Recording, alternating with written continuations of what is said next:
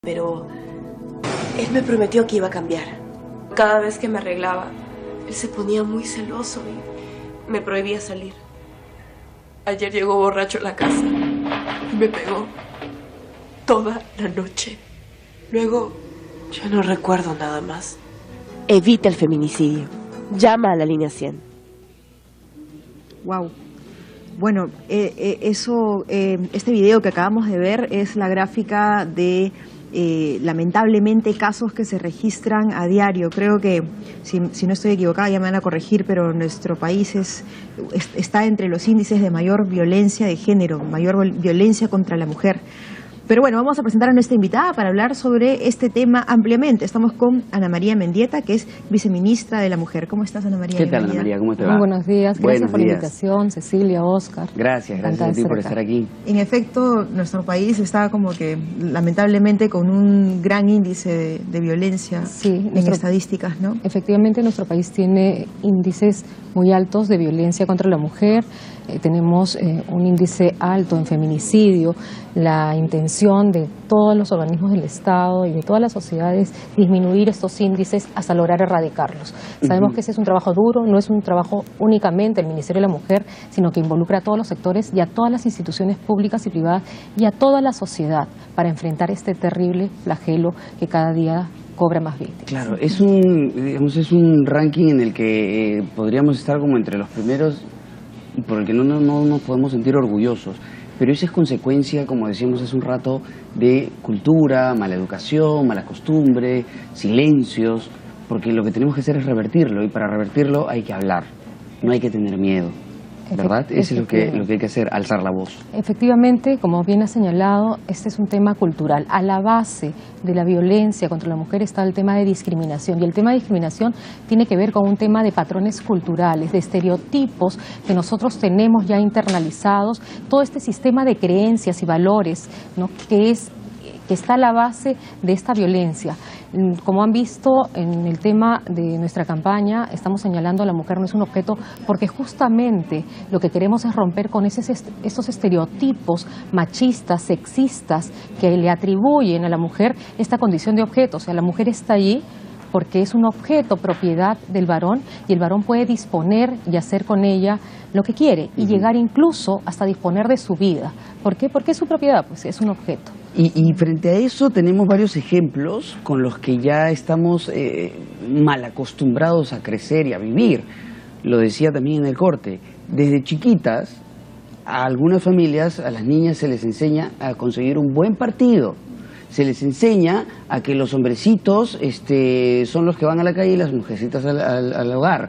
Se les enseña que ellas sí pueden llorar, los hombres no. Se les enseña a que aprovecha y que te paguen la cuenta, que te lleven y te traigan. ¿Eso no es enseñarles también a ser un objeto? Aprovecharse de la situación y permitir que el hombre abuse de esa condición. Por supuesto, es que es un tema cultural, y el primer espacio de socialización de toda persona es el hogar, es la casa. Allí transmitimos los valores, y cuando hacemos diferencia entre nuestros hijos y nuestras hijas y le decimos no solamente que se casen, ¿no?, desde que son niños, tú tienes que tender tu cama, tú tienes que atender a tu hermano porque tú eres mujer. O sea, te asignan determinados roles y determinados espacios que a la larga van a servir de base para esta violencia, porque al varón sí le permiten salir fuera, la mujer no, tiene que quedarse en casa. La mujer tiene que hacer las labores domésticas, el varón no, porque es varón. Al varón le sirven muchas veces las mejores presas, el mejor plato, porque es hombre. Claro.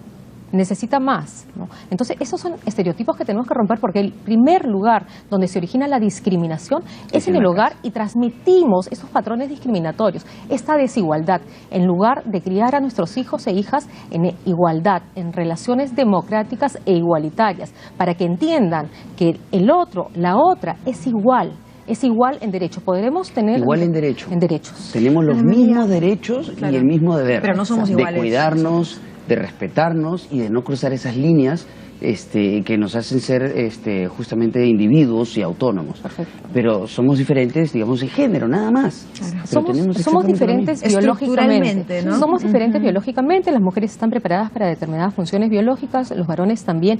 Sin embargo, esa diferencia biológica se ha constituido en la base para hacer diferencias en derechos, diferencias en roles, y determinar algunos roles, asignar determinados roles a las mujeres y otros a los hombres. Por ejemplo, a la mujer se le ve dentro del espacio doméstico en los roles de reproducción, de alimentación de la familia. Al varón se le ve en el rol proveedor. Él es el proveedor de la familia, siendo además su función principal. Por lo tanto, es difícil que ingresen estas labores domésticas. Ahora, en cuanto a los roles, evidentemente si es un rol que te asignan y que te imponen, eso no va a estar bien, ni para él ni para ella, ¿no?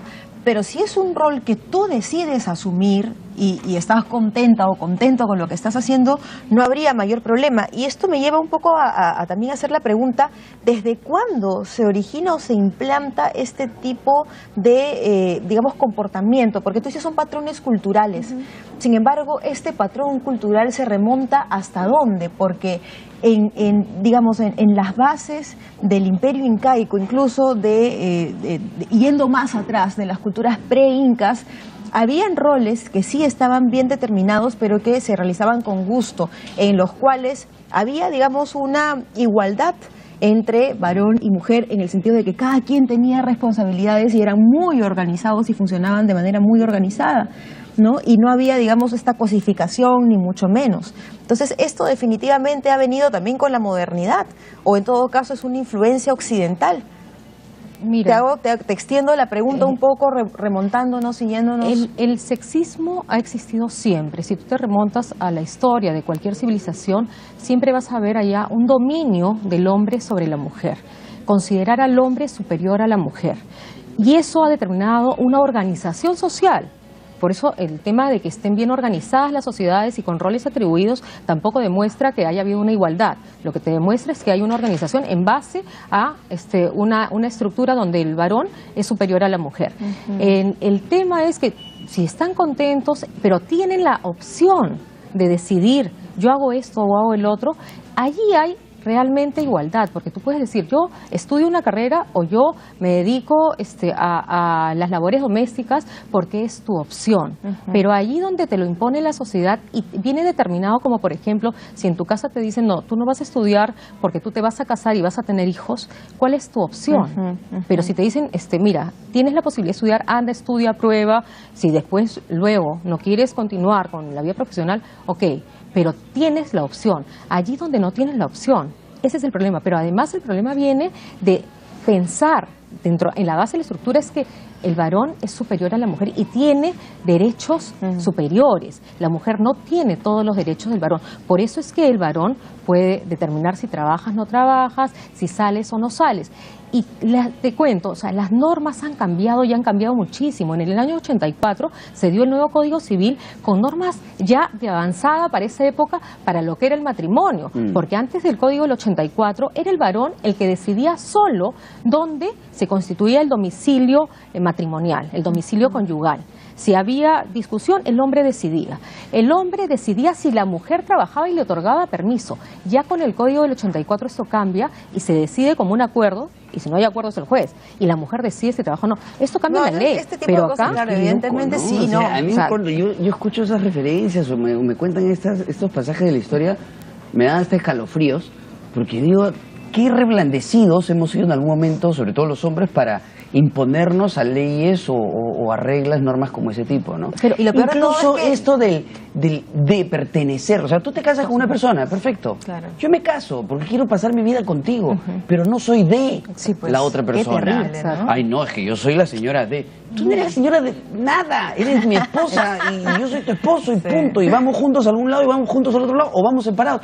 Pero no me pertenece y no te guardo en mi billetera para llevarte a todos lados. Es como una imagen... No, y lo peor de todo es que de este tipo de comportamientos hemos sido víctima, digamos, todos, sobre todo los niños, ¿no? Porque, por ejemplo, digamos, frases terribles, ¿no? Es como cuando dicen, es hijo ilegítimo de, ¿no? Este tipo de... Claro, pues, Qué ¿no? burrada, perdón, pero es una burrada. Y hoy en día, menos mal, en este sentido también la legislación ha cambiado, porque antes tenía que ser el varón el que tenía que ir a firmar, ¿no? Porque si no, de lo contrario, era un hijo no reconocido.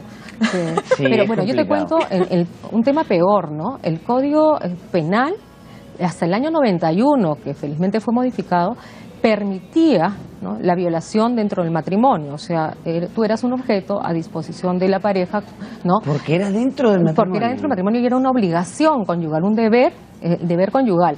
A partir del año 91 que se modifica el Código Penal, es que se permite ya la denuncia de violación dentro del matrimonio, Ana María, porque se pero lo que entiende... está diciendo es terrible, porque eso del 91 es ahorita, Sí, pero- recién ahorita se ha aprobado eso. Porque se cambia el bien jurídico tutelado, pasa a ser ya no el honor, sino la libertad sexual. Y se entiende que toda persona tiene libertad sexual porque es una parte de la libertad que tenemos todos claro, como seres humanos, ¿no? Impresionante. No, por eso, es que lo que pasa es que hay muchas sutilezas, realmente, y lamentablemente hay muchas sutilezas que son las que tenemos que empezar nosotros a identificar para poder cambiar, para poder abrir los ojos y poder decir un momentito, no, pero es que esto no está bien. Claro, claro, y ahí entra el otro detalle, ¿no? Que se ha naturalizado muchas de estas cosas por y supuesto. se asumen como normales, Exacto. Así ¿no es, es cierto? así es. Porque se dejan pasar. Vamos a ir a un corte, vamos a un corte. Ana María, y regresamos para seguir hablando de conversando esto. sobre este tema. Vamos a un corte y regresamos al Toque Nomás con Dale, más veremos. aquí en Bien por Casa. Escuchen mi canción, yo sé